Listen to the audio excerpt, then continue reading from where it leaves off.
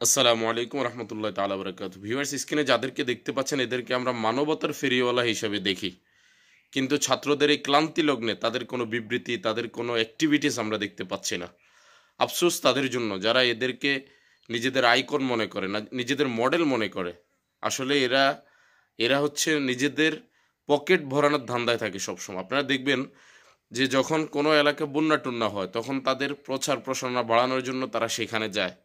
অর্থাৎ সেখানে গেলে তো কেউ কোনো কাজে বাধা দিবে না, সবাই বাহ দিবে। আসল কাজ যেগুলো এগুলোতে আপনারা কিন্তু কখনোই এদেরকে পাবেন না। এই যে এখন দেশে লক্ষ লক্ষ ছাত্ররা আন্দোলন করছে, এই আন্দোলনের সাথে যদি তারা সম্পৃক্ততা প্রকাশ করতে যায় তখন তারা একটা শ্রেণীর লোককে নেগেটিভ ওয়েতে চলে যাবে, নেগেটিভ চিন্তাভাবনায় চলে যাবে যারা সরকারে আছে তাদের। এই কারণে তারা মূলত এখন কথাবার্তা বলছে না। তাহলে আপনারা কি এদেরকে আসলেই প্রকৃত মানবতার ফেরিওয়ালা মনে করেন? না, এরা হচ্ছে সবাই নিজ নিজ স্বার্থের জন্য ব্যস্ত থাকে।